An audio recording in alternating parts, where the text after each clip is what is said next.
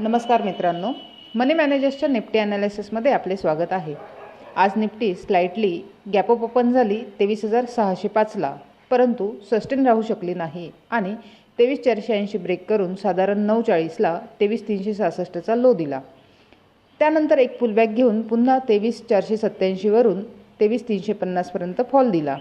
आपले target 23,350 hit झाले। त्यानंतर स्लोली अपसाइड मूव्ह करत 23,565 पर्यंत जाऊन 23,453ला क्लोज झाली। आपल्या ॲनालिसिसप्रमाणे निफ्टीने 23,480 ते 23,350 साधारण 130 पॉईंटची डाऊनसाइड मूव्ह दिलेली आहे। आता डेली टाइम फ्रेममध्ये बघितले तर 23,350 हा स्ट्रॉंग सपोर्ट आहे आणि 23,685 हा एक स्मॉल अपसाइड हर्डल आहे।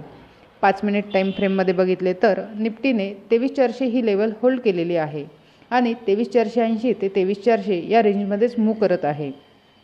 आता उद्यासाठी बघितले तर 23,350 ते 23,400 हा एक डिमांड झोन असून 23,570 ते 23,610 हा एक सप्लाय झोन आहे।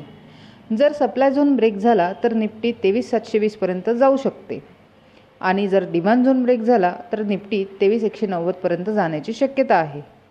परंतु निफ्टीने झोन ब्रेक केला तरच चांगला ट्रेड होण्याची शक्यता आहे, नाहीतर ठिटाडिके होणार, कारण वेनसडेला वोटिंग असल्याने ट्रेडिंग हॉलिडे आहे। सो ट्रेड करताना केअरफुली करावा। अशाच निफ्टीच्या ॲनालिसिससाठी चॅनल सबस्क्राईब करा, तसेच व्हिडिओ लाईक आणि शेअर करा।